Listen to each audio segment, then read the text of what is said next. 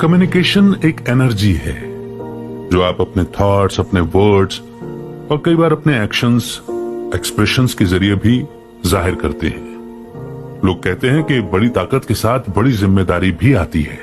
अगर आपके जिंदगी को लेकर बड़े सपने हैं तो आपको उसके लिए जिम्मेदारी भी लेनी होगी, और वो जिम्मेदारी खुद की और अपने शब्दों की है।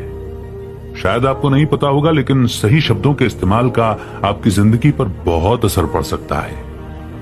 क्योंकि कहा जाता है ना कि इंसान एक दुकान है और जुबान उसका ताला। ताला खुलता है तो पता चलता है कि दुकान में कौन सा माल भरा पड़ा है। आज की बुक समरी है the science of effective communication, जिसे लिखा है इयान टूवोस्की ने। आज की ये बुक समरी आपको एक अच्छा कम्युनिकेटर बनना सिखाएगी। आप अपने शब्दों के जरिए लोगों को इन्फ्लुएंस करने के कई तरीके सीखेंगे, और आप देखेंगे कि आप खुद को और अपने आसपास के लोगों के साथ कैसे अपने रिश्ते को बेहतर बना पाते हैं। इस बुक के ऑथर इयान टूवोस्की, जिन्होंने meditation, psychology, time management, emotional intelligence और कम्युनिकेशन स्किल्स के बारे में कई किताबें लिखी हैं। वो एक एंटरप्रेन्योर और यूरोप में बहुत सी कंपनियों के लिए ह्यूमन रिसोर्स कंसल्टेंट भी रहे हैं।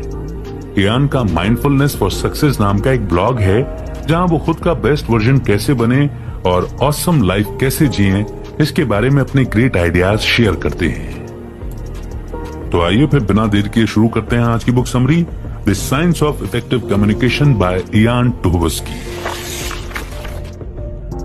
क्या आपको कभी ये महसूस हुआ है कि आप जो कहना चाहते हैं वो कह नहीं पा रहे हैं? जब चीजें आपके हिसाब से नहीं होती तो आपको बुरा लगता है। तो हो सकता है कि आपको अपने कम्युनिकेशन स्किल्स को बेहतर करने की जरूरत हो। अच्छा कम्युनिकेशन एक बहुत ही जरूरी स्किल है। इसके बिना आप कभी भी जिंदगी में आगे नहीं बढ़ सकते। इस समरी से आप लोगों से स्किलफुल तरीके से बातें करना सीखेंगे। आप देखेंगे कि इफेक्टिव कम्युनिकेशन क्यों जरूरी है।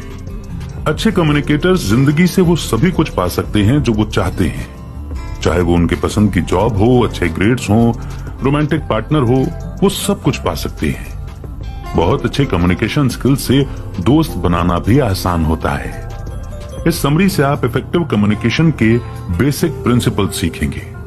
कम्युनिकेशन के दौरान ध्यान से सुनना सबसे ज्यादा जरूरी होता है। आप सुनने के कई तरीके सीखेंगे, और आप ये भी समझेंगे कि दूसरों के जजमेंट के बारे में चिंता करना कैसे बंद करना है।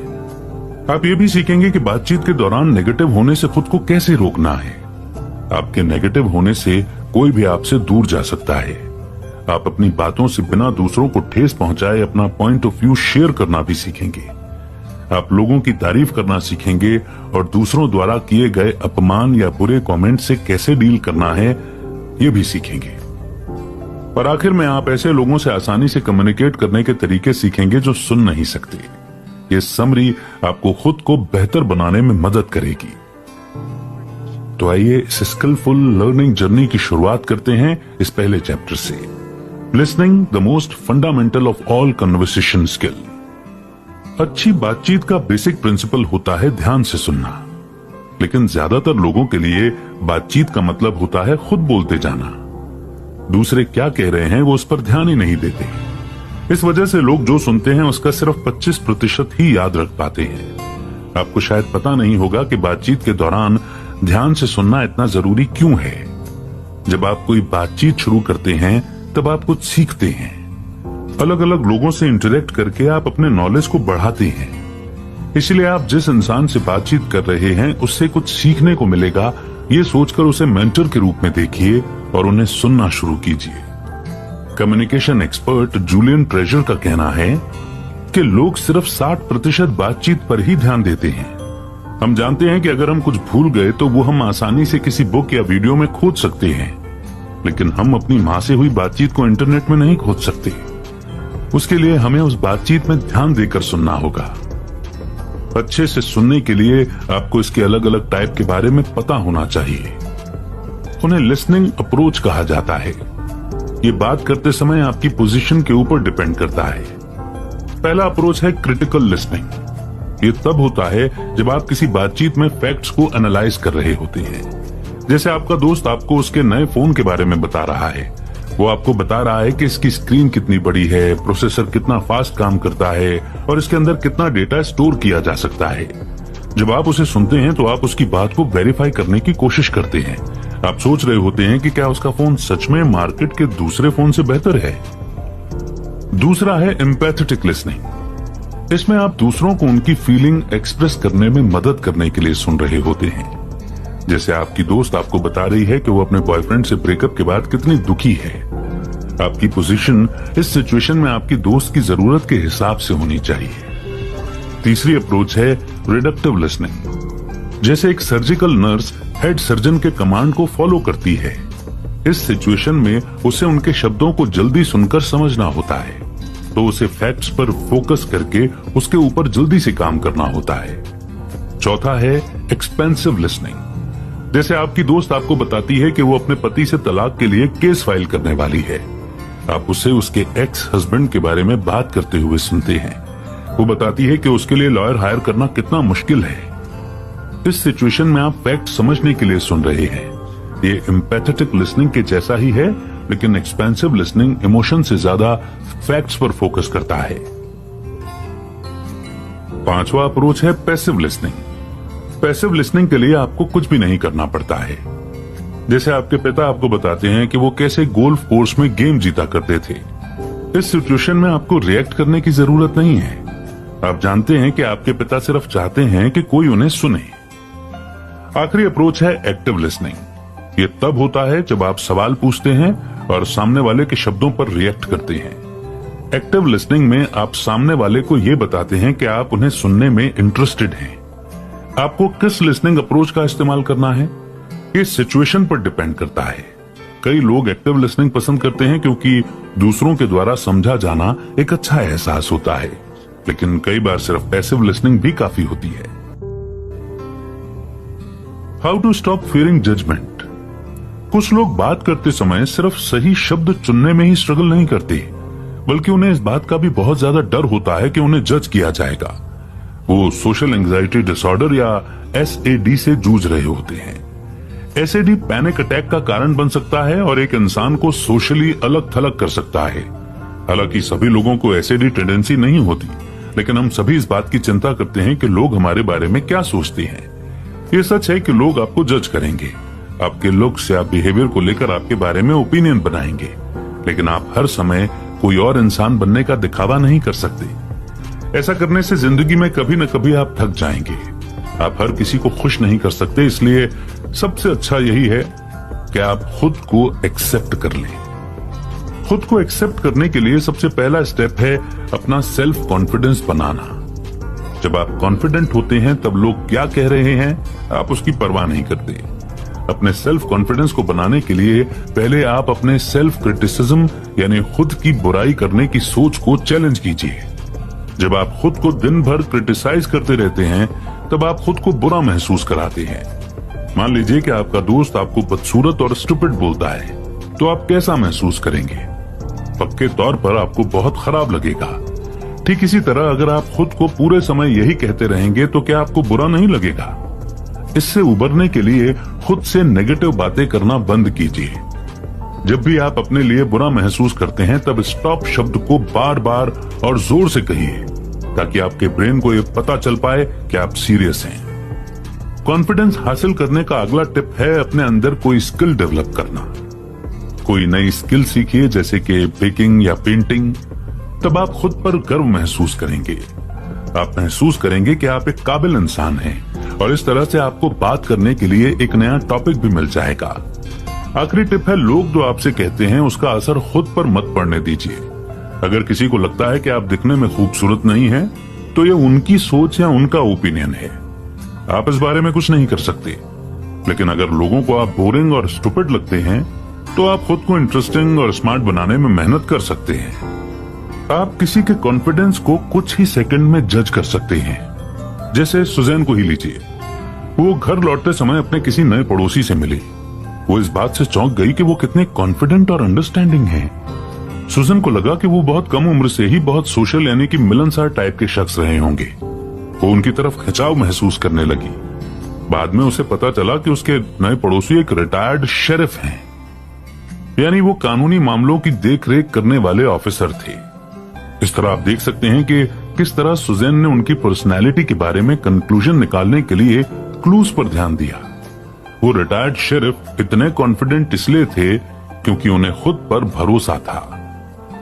लोगों के जजमेंट से उबरने के लिए पहले यह सोचना बंद कीजिए कि हर चीज आपके बारे में है।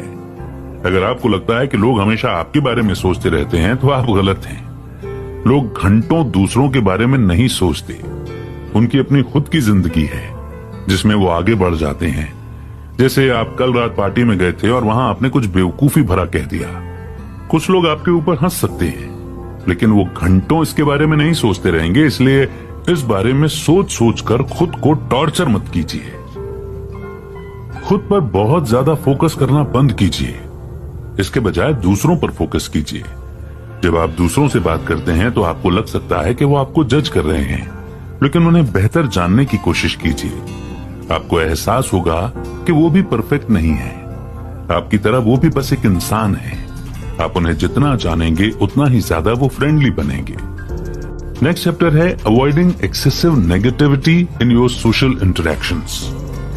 कुछ लोगों को समझ में नहीं आता कि उनकी बातचीत कभी भी सही क्यों नहीं होती। इसका कारण है उनकी नेगेटिविटी। नेगेटिविटी किसी भी कन्वर्सेशन यानी बातचीत में घुसकर उसे खराब कर सकती है। जब आप शिकायत करते हैं या रोना रोते हैं, आप दूसरों को बुरा महसूस कराते हैं। जब आप खुद पर बहुत ज्यादा ध्यान देते हैं तब आप अपने आसपास के लोगों को नजरअंदाज कर देते हैं। जब आप सिचुएशन को समझ नहीं पाते और लगातार बात करते रहते हैं तो आप लोगों को चोट पहुंचाते हैं। ऐसी घटनाएं दूसरों के साथ आपका रिश्ता खराब कर देती हैं। एक इफेक्टिव कम्युनिकेशन के लिए अपनी नेगेटिविटी को छोड़ने की कोशिश कीजिए। सिंपल से सवालों के लिए नेगेटिव जवाब आपका मूड खराब कर सकते हैं। जैसे आपने अपने पड़ोसी से पूछा कि वो कैसी है, उसने इसका नेगेटिव जवाब दिया। उसने कहा कि उसे बहुत काम करने हैं, मौसम भी खराब है और ऐसी ही कई और बातें बोली। क्या ऐसे में आप उससे अक्सर बात करना चाहेंगे? लेकिन अगर उसने आपको अलग तरह से जवाब दिया होता तो क्या होता? मान लीजिए कि आपके पड़ोसी ने कहा होता कि उसके सर में थोड़ा दर्द है लेकिन वो जल्दी ही ठीक हो जाएगा, तो क्या आपको अच्छा नहीं लगता? इसका मतलब है कि अगर आप पॉजिटिव रहेंगे तो बाकी लोग भी पॉजिटिव होंगे।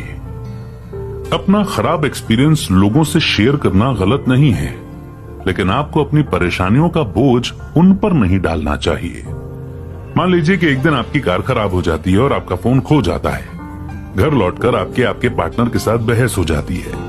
अगले दिन आप सुबह अपनी कलीग को बहुत खुश देखते हैं। ठीक उसी समय आप उसका मूड खराब करना चाहते हैं ताकि आप खुद को अच्छा महसूस करा सकें।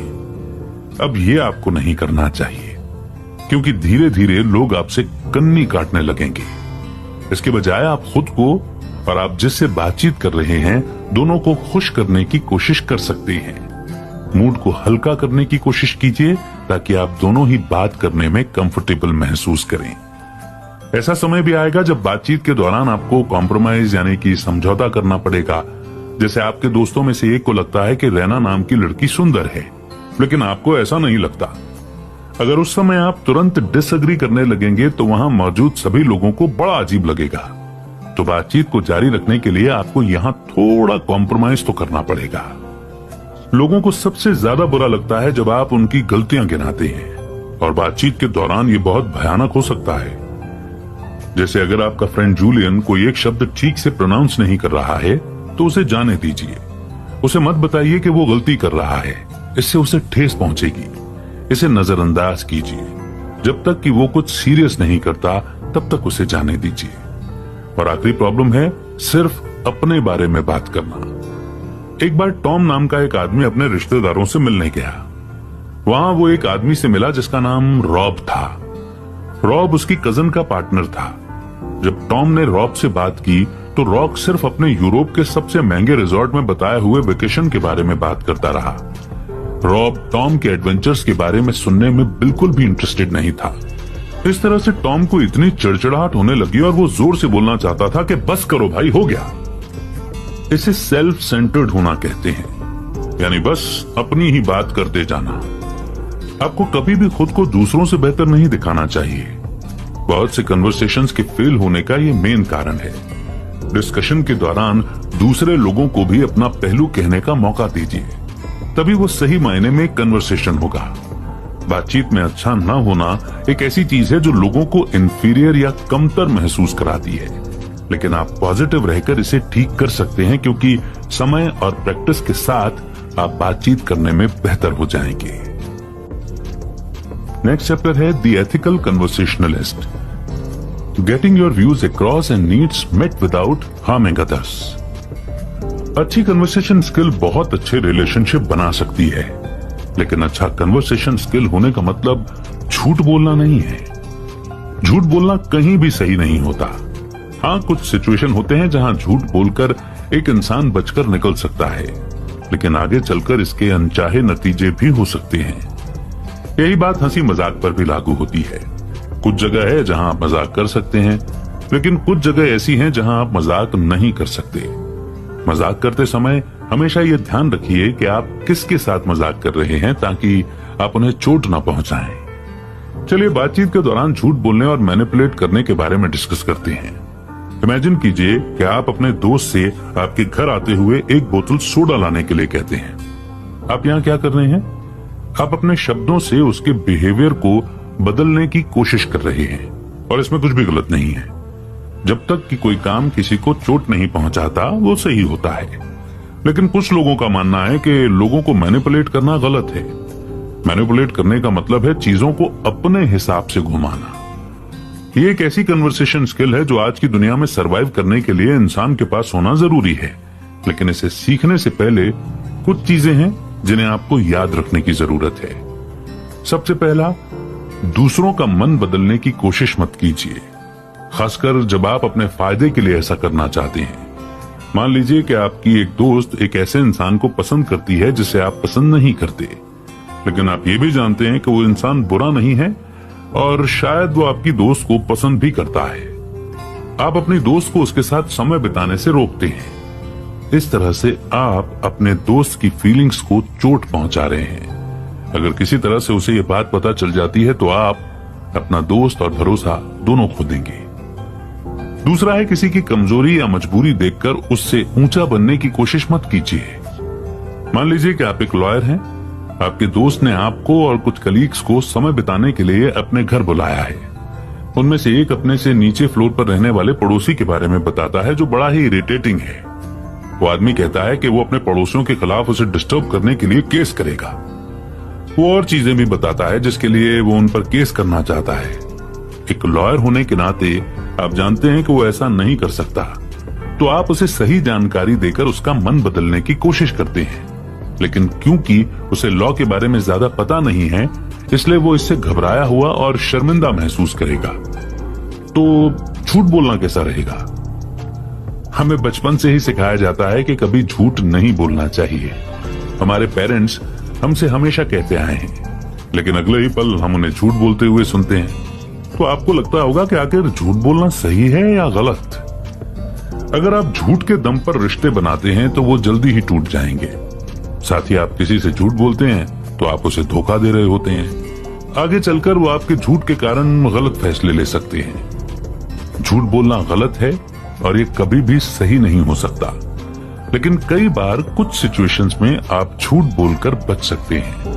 जैसे जब आपका दोस्त आपसे पूछता है कि क्या आपको उसकी नई हैट पसंद आई या नहीं, तो आप अपने दोस्त को बुरा महसूस नहीं कराना चाहते और इसीलिए ऐसे समय में झूठ बोलने में कोई बुराई नहीं है। लेकिन जब सीरियस चीजों की बात आती है तो आपको सच बोलना चाहिए। मान लीजिए कि आप अपनी दोस्त को कहते हैं कि वो इंजीनियरिंग में अच्छी है। वो इस पर यकीन कर लेती है और इंजीनियरिंग के एग्जाम की तैयारी करने लगती है, लेकिन वो बहुत कम नंबर लाती है और फेल हो जाती है। अब यहाँ अपने दोस्त से सच बोलना ज्यादा अच्छा है, भले ही उसे चोट क्यों ना पहुंचे। तो इस इंपॉर्टेंट पॉइंट को समझने के बाद बढ़ते हैं आगे नेक्स्ट चैप्टर की ओर, द आर्ट ऑफ कॉम्प्लीमेंट। तारीफ करना किसी के दिल को जीतने का एक असरदार तरीका है। जब आप किसी की तारीफ करते हैं तो उन्हें लगता है कि आप उनकी केयर करते हैं, बदले में वो आप पर ध्यान देने लगते हैं। लेकिन आपको ये भी पता होना चाहिए कि तारीफ मिलने पर आपको रिस्पॉन्ड कैसे करना है। इसके लिए आप बस उन्हें दिल से धन्यवाद दे सकते हैं। ऐसा करना लोगों को ये बताएगा कि आप उनकी ओपिनियन को मानते हैं। तारीफ करना बहुत आसान है। आपको बस उस इंसान के पास जाना है और अपने दिल की बात उससे कहनी है। लेकिन क्या आपको ऐसा लगता है कि वो आपका यकीन करेंगे या नहीं? और तारीफें आखिर कब असरदार होती हैं? तारीफें तब असरदार होती हैं जब वो ईमानदारी और दिल से की जाएं। जैसे जब आपका दोस्त आपको होमवर्क के बारे में बताता है तो आप उसकी तारीफ करते हैं कि वो बहुत ही स्मार्ट है। उन्होंने बस आपको होमवर्क के बारे में बताया था, आपका होमवर्क नहीं किया था। तो ऐसे में लग सकता है कि आप उसे मैनिपुलेट करने की कोशिश कर रहे हैं। अगली चीज है कि तारीफ हमेशा सही समय पर की जानी चाहिए। जैसे आप अपने दोस्त के म्यूजिकल कॉन्सर्ट में गए, आपने उसे दूसरे दिन कहा कि उसने बहुत अच्छा परफॉर्म किया। ये उसकी तारीफ करने का सही समय नहीं है। आपको उसकी तारीफ परफॉर्मेंस के तुरंत बाद करनी चाहिए थी। तारीफों को स्पेसिफिक भी होना चाहिए। अगर आप किसी को सिर्फ ये कहते हैं कि वो अच्छे हैं, स्मार्ट हैं या दयालु हैं, ये साफ साफ तारीफ नहीं है। उन्हें बताइए कि वो किस में अच्छे हैं। उन्हें वो अच्छी चीजें बताइए जो उन्होंने की हैं। कभी भी सिर्फ खुद को अच्छा दिखाने के लिए तारीफ मत कीजिए। जब आप मन से तारीफ करते हैं तो आपको अच्छा महसूस होता है। रिसर्च से यह भी पता चला है कि जिन लोगों की आप तारीफ करते हैं वो आपकी तरफ दयालु होते हैं। लेकिन आपको अपनी रेपुटेशन ऐसे इंसान की तरह नहीं बनानी चाहिए जो हर समय तारीफ करता हो। ऐसा करना आपको बनावटी और दिखावेबाज के रूप में दिखाएगा। ऐसे इंसान बनिए जो सिर्फ उन लोगों की तारीफ करता है जो सच में उस तारीफ के लायक होते हैं। ऐसी कुछ चीजें हैं जो लोगों की तारीफ करते हुए आपको ध्यान में रखनी चाहिए। पहली टिप है, अपनी सोच किसी और के जरिए लोगों तक पहुंचाइए। जिम बेकी की तारीफ करना चाहता था। वो उसे बताना चाहता था कि कल उसने प्रेजेंटेशन में बहुत अच्छा किया। तो जिम ने जिल से बातचीत के दौरान बेकी की तारीफ की। हालांकि जिल ज्यादातर बातचीत भूल गई थी, लेकिन उसने बेकी को इस बारे में बताया और जिम की तारीफ उस तक पहुंचा दी। जिस इंसान की तारीफ की जा रही है उसे पता है कि ये तारीफ सच्ची है, क्योंकि उसे ये बात किसी और से सुनने को मिली। बेकी को ये जानकर अच्छा लगा कि जिम ने किसी और के सामने उसकी तारीफ की। दूसरी टिप है इनडायरेक्टली तारीफ करना। ये कहने के बजाय कि आप इसमें बहुत अच्छे हैं, आप कह सकते हैं कि मैं इस बुक को समझ नहीं पा रहा हूं, लेकिन मुझे लगता है कि आप समझ पाएंगे, तो क्या आप इसे समझने में मेरी मदद करेंगे? जब इस तरीके से आप किसी की तारीफ करेंगे तो वो शर्मिंदा नहीं होंगे और तारीफ को एक्सेप्ट कर लेंगे। आखिरी टिप है, आखिर में कुछ सवालों को जोड़ दें। टेड ने केन से कहा, हे केन, तुम बहुत अच्छी ड्राइंग करते हो, तुमने ये कहां से सीखा? टेड ने तारीफ के आखिर में एक सवाल जोड़ दिया था। ऐसा करके उसने बातचीत को आगे बढ़ाने का मौका दिया। केन अब अपने स्कूल और उसने जो कुछ कोर्सेज या क्लास किए हैं, के बारे में इससे बात करके इस बातचीत को आगे बढ़ा सकता है। अगर टेड ने सिर्फ केन की तारीफ की होती तो उसके बाद दोनों के बीच में एक अजीब सी खामोशी का माहौल बन जाता। तारीफ करने से तारीफ को एक्सेप्ट करना ज्यादा मुश्किल होता है। हो सकता है कि जब आपकी तारीफ की जाए तो आप कुछ न कह पाएं या फिर शर्मिंदा हो जाएं। ऐसे समय में सामने वाले को पोलाइटली धन्यवाद देकर उसकी ओपिनियन को मान लेना चाहिए। यही करना सबसे बेस्ट होगा। तो एक जबरदस्त सॉल्यूशन को पाकर, क्योंकि ऐसी सिचुएशन हम में से कईयों के साथ होती है, हम इसे याद रखेंगे और आगे बढ़ते हैं नेक्स्ट चैप्टर की ओर। How to handle heated discussions. बहस होना आम सी बात है। लोगों का गुस्सा होना भी आम बात है। जब वो गुस्सा होते हैं तो अपना गुस्सा किसी के ऊपर निकालना चाहते हैं, लेकिन कुछ ट्रिक्स हैं जो आपको ऐसी सिचुएशन से उबरने में मदद करेंगी। अगर बदले में आप भी गुस्सा हो जाएंगे तो आप बस उनके गुस्से को और भी भड़काएंगे। इस तरह से प्रॉब्लम कभी सॉल्व नहीं होगी। इसके बदले आप अपना दिमाग ठंडा रखिए और सामने वाले को शांत होने दीजिए। ये ऑफिस मीटिंग में भी अप्लाई किया जा सकता है। दो लोग अक्सर बहस करने लगते हैं। उनके बीच की प्रॉब्लम को सॉल्व करने के लिए दोनों को एक जैसा ट्रीट कीजिए। कभी भी किसी एक की साइड मत लीजिए, इससे सिचुएशन और ज्यादा खराब होगी। एक दिन जब सैम घर लौटा तो उसने देखा कि उसकी पत्नी बेहद गुस्से में है। जैसे ही वो घर के अंदर घुसा, सारा उसके बिहेवियर को लेकर उस पर चिल्लाने लगी। सैम बस वहां खड़ा होकर देखता रहा। वो भी उस पर गुस्सा होकर चिल्लाना चाहता था, लेकिन उसने खुद को रोक लिया। उसने कम्युनिकेशन के ऊपर एक बुक से जो टिप्स सीखी थी वो यहां अप्लाई की। गुस्सा एक इमोशन है और उसे पता था कि उसे उससे डरना नहीं है। पर यहां मुद्दा गुस्से का नहीं था, यहां सारा जिस तरह से खुद को एक्सप्रेस कर रही थी वो परेशानी का कारण था। सैम को पता था कि उसकी ये फीलिंग टेम्पररी है, जब वो शांत हो जाएगी तो उसका गुस्सा भी चला जाएगा। तो सैम ने सारा से कहा कि उसे तकलीफ पहुंचाकर सैम को बहुत ही बुरा लग रहा है। उसने कहा कि वो इसे सॉल्व करने के लिए तैयार है। उसने देखा कि सारा धीरे धीरे शांत हो रही है। इस तरह से सैम ने उससे झगड़ा नहीं किया, उसने उसके खिलाफ कुछ नहीं कहा। उसने दिखाया कि वो उसे समझता है। उसने अपनी आवाज ऊंची नहीं की। उसे पता था कि ऐसा करने से सारा और भी ज्यादा गुस्सा हो जाएगी। सैम ने अपना दिमाग शांत रखा और उसकी सारी शिकायतें सुनी। सारा ने कई बार उसकी गलतियां गिनाई, लेकिन सैम ने सामने जो प्रॉब्लम थी बस उस पर ध्यान दिया। जब लोग गुस्सा होते हैं तब वो सही गलत नहीं समझ पाते, उन्हें बस अपना गुस्सा एक्सप्रेस करना समझ में आता है। एक शांत इंसान होने के नाते आपको सॉल्यूशन खोजने की जरूरत है। आपको उन पर नाराज नहीं होना चाहिए, उन पर चिल्लाइए भी नहीं, क्योंकि इससे चीजें और भी खराब होंगी। अपना दिमाग ठंडा रखकर सामने वाले की बात सुनिए। ऐसा मत जताइए कि आप उनसे लड़ना चाहते हैं, उन्हें ऐसा जताइए कि आप उनकी मदद करना चाहते हैं। कभी भी अपनी आवाज ऊंची मत कीजिए, नहीं तो उन्हें ऐसा लगेगा जैसे आप उनसे लड़ना चाहते हैं। अगर सामने वाला पुरानी बातें भी उखाड़ता है तो उसे नजरअंदाज कीजिए। इसे स्टॉक पिलिंग कहते हैं। लोग ऐसा आपको चोट पहुंचाने या असली मुद्दे से ध्यान भटकाने के लिए करते हैं। इस झांसे में मत आइए, सिर्फ अभी में फोकस कीजिए। कुछ समय बाद वो इंसान खुद थक जाएगा और शांत हो जाएगा। ऐसा मीटिंग्स में भी होता है। दो अलग पार्टी मीटिंग के दौरान बहस कर रही थी। इसमें मैनेजर को दखल देना पड़ा। उनकी इस मीटिंग पर पूरी अथॉरिटी थी। वहां मौजूद सभी मेंबर्स को वो जानते थे। मैनेजर ने साफ कर दिया कि सबको बोलने दिया जाएगा। उन्होंने दोनों पार्टी से कहा कि उन्हें बोलने के लिए अपनी बारी का इंतजार करना होगा। उन्होंने उन सबको एक ग्रुप में जोड़ने की कोशिश की। मैनेजर ने उनका ध्यान उस प्रॉब्लम पर फोकस करवाया जो अभी सामने थी। उन्होंने सबको ये दिखाया कि वो वहां पर क्यों इकट्ठा हुए हैं। उन्होंने उनके डिस्कशन के सभी पॉइंट्स को समराइज करके बताया। इसने दोनों पार्टी को ये दिखाया कि वो क्या करने के लिए यहाँ आए हैं। बीच बीच में वो डिस्कशन को मेन पॉइंट पर वापस लाने के लिए सवाल पूछते थे। इस तरह से मैनेजर ने उस झगड़े को सुलझाया। आप भी अपनी जिंदगी में आने वाले इस तरह के सिचुएशन को सुलझा सकते हैं। अगर कोई आपको टारगेट करता है तो उन्हें ऐसा न करने के लिए कहिए। उनसे सीधे बात कीजिए। उनसे पूछिए कि उन्होंने जो कहा वो क्यों कहा। एटिकेट एक्सपर्ट डियान गॉर्ट्समैन के अनुसार किसी भी रूड रिमार्क पर रिस्पॉन्ड करने का सबसे अच्छा तरीका है सवाल पूछना। इससे वो इंसान अवेयर हो जाएगा और ऐसा करना बंद कर देगा। आप उनसे ये भी पूछ सकते हैं कि वो आपके बारे में ऐसा क्यों सोचते हैं।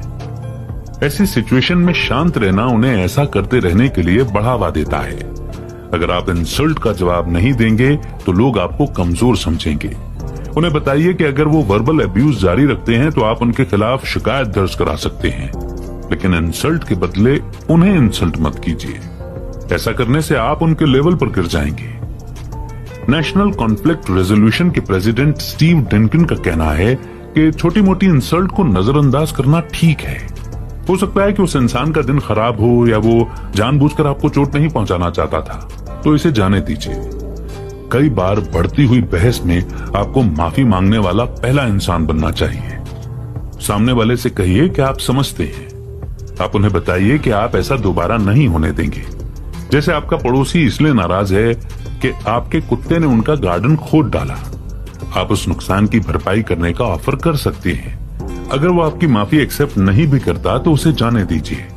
इसे पर्सनली लेने के बदले इसे छोड़कर आगे बढ़िए। और जीवन जीने की कला का ये एक बहुत ही महत्वपूर्ण पॉइंट है। इसे समझने के बाद बढ़ते हैं आगे नेक्स्ट चैप्टर की ओर। Conversations between hearing and hearing impaired individuals. लाखों लोग कम सुनने की परेशानी को झेल रहे हैं। आप शायद नहीं जानते होंगे, लेकिन आपके कलीग उनमें से एक हो सकते हैं। इसीलिए उनसे कम्युनिकेट करना थोड़ा मुश्किल हो सकता है। उनसे बेहतर बातचीत करने के लिए यहाँ कुछ टिप्स हैं। मान लीजिए कि आपको सुनने में परेशानी होती है। आप एक साइड से ज्यादा अच्छे से सुन पाते हैं। आप जिससे बात कर रहे हैं उसे उसी साइड से बात करने के लिए कह सकते हैं। उन्हें यह बताना कि आप एक तरफ से कम सुनते हैं अच्छा होगा, ताकि वो उस तरह से एडजस्ट कर पाए। अगली टिप है धीरे धीरे बात करना। हो सकता है जब सामने वाला बहुत तेजी से कुछ बोल रहा हो तो आपको कुछ चीजें समझ में ना आए। ऐसी सिचुएशन में उनसे धीरे धीरे बात करने को कहिए। बातचीत के दौरान जब आपको कुछ समझ ना आए तब क्या, ऐसा मत पूछिए। इसके बदले पोलाइटली आप उन्हें खुद को दोहराने के लिए बोल सकते हैं और कह सकते हैं, सॉरी मैंने सुना नहीं, क्या आप उसे दोबारा बोल सकते हैं? मान लीजिए आप अपने दोस्त से उसके घर के बारे में बात कर रहे हैं। आपको समझ में आया कि उसने नया घर खरीदा है, घर में रंग किया हुआ है, लेकिन आपको कलर स्कीम समझ में नहीं आई। इस सिचुएशन में आप क्लियरली कहिए कि आपको कलर स्कीम समझ में नहीं आई। इससे उन्हें यह पता चलेगा कि आप उनकी बात पर ध्यान दे रहे थे और उनसे इस बारे में पूछने के लिए आपने समय निकाला। मान लीजिए कि आप एक ग्रुप से बातचीत कर रहे हैं, आपको ये समझने में मुश्किल हो रही है कि कौन बात कर रहा है। तब आप बात करने वाले इंसान से कोई एक सामान पकड़ने के लिए कह सकते हैं। जब भी कोई बात करेगा वो उस चीज को पकड़ा रहेगा। इस तरह से आपको पता चलेगा कि कौन बात कर रहा है। कम सुनने वाले लोगों के लिए बातचीत करना आसान बनाने के लिए सुनने वाले लोग कौन सी टिप्स अपना सकते हैं? पहले आपको समझना पड़ेगा कि सुनने में मदद करने वाली मशीन कैसे काम करती है। सुनने वाली मशीन बस आवाज को तेज कर देती है ताकि वो जोर से सुनाई दे। इसीलिए ये मत समझिए कि सुनने वाली मशीन पहनकर कोई इंसान नॉर्मल तरीके से सुनने लगता है। उनका ध्यान अपनी ओर खींचिए। इस तरीके से आप जो भी कह रहे हैं वो उसे मिस नहीं करेंगे। बात करते समय सीधा उनकी तरफ देखिए, अपने मुंह को कवर करके मत रखिए। सभी कम सुनने वाले लोग लिप रीड नहीं कर सकते, लेकिन उनसे क्या कहा जा रहा है इसे समझने के लिए वो मुंह किस तरह से हिल रहा है इस पर भरोसा करते हैं। उनसे पूछिए कि उन्हें किस कान से बेहतर सुनाई देता है और उसी तरफ मुंह करके बात कीजिए। साथ ही कोई भी गलतफहमी होने पर उन पर दोष न डालकर जिम्मेदारी अपने ऊपर लीजिए। इस तरह से वे इनसिक्योर फील नहीं करेंगे। और अब समय है कंक्लूजन का।